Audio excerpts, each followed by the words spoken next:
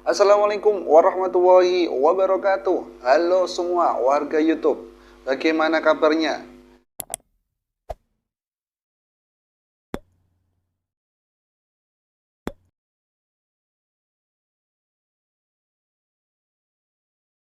Oke, melanjutkan pendidikan ke jenjang yang lebih tinggi merupakan impian dari anak-anak di masa sekarang. Mulai dari SMP ke SMA, SMA ke pendidikan sarjana baik S1, S2, S3, dan seterusnya. Berbicara tentang dunia perkuliahan, banyak jurusan yang disediakan, baik dari yang termudah hingga tersulit. Nah, saat ini jurusan kedokteran masih menduduki dari salah satu jurusan yang sulit untuk diperoleh. Sehingga banyak perjuangan yang harus dilakukan oleh orang-orang yang ingin masuk ke jurusan tersebut.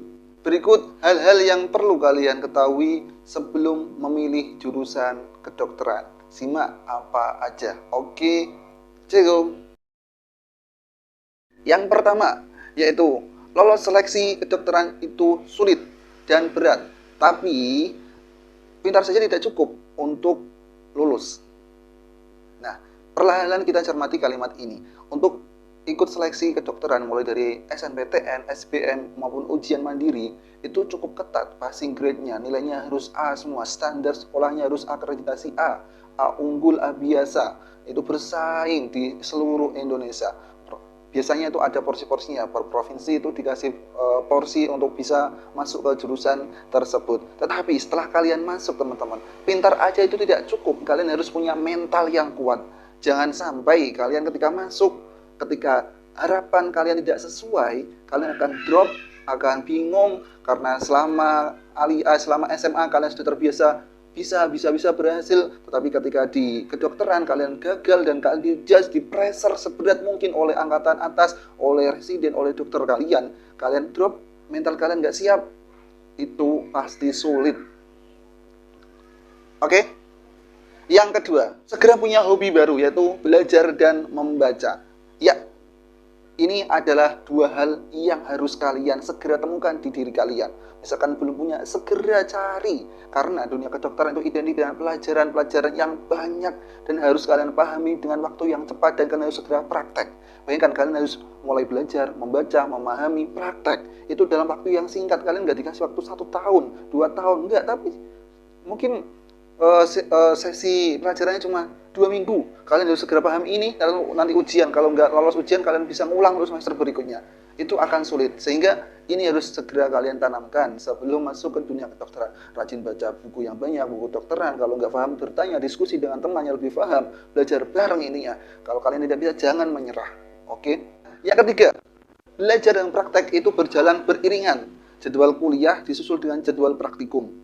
Nah, jadwal di jurusan kedokteran itu cukup rumit dan cukup padat, sehingga ya kita tidak bisa menyalahkan ya. Kadang kita punya teman kedokteran, wah kemana aja sih tak hubungin, kemana aja sih kamu kok nggak pernah kelihatan ke tongkrongan kita gitu ya. Karena anak kedokteran misalkan nih pagi pelajaran, siangnya praktikum sampai sore, malam dikasih tugas, paginya kembali seperti itu, praktek, belajar, diskusi, tugas, sampai 2 minggu nanti ujian, 2 minggu ujian, 2 minggu ujian, gitu terus.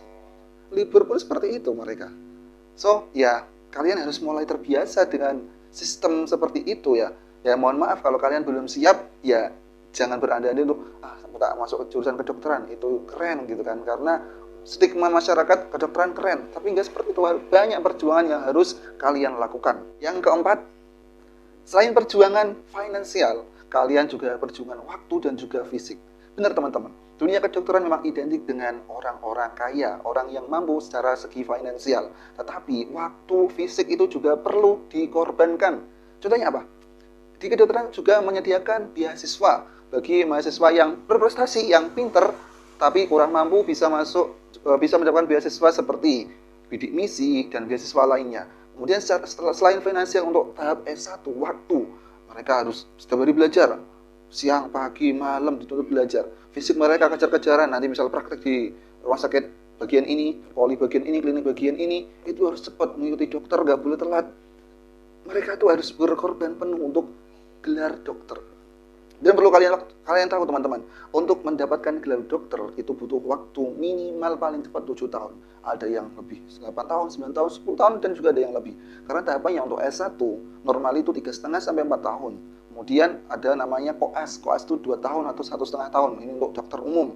Ya, kalau dokter gigi ada yang cuma 6 bulan atau 1 tahun. Kemudian setelah koas selesai itu ada namanya internship.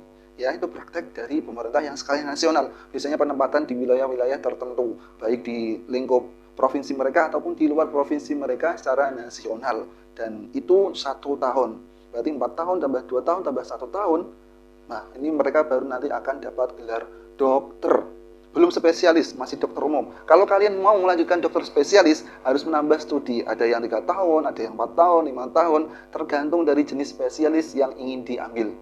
Nah, bagaimana nih Sobat YouTube, pemirsa YouTube, setelah mendengar paparan tadi, hal-hal yang perlu kalian perhatikan sebelum memilih jurusan kedokteran. Apakah kalian atau anak-anak kalian akan disekolahkan di kedokteran?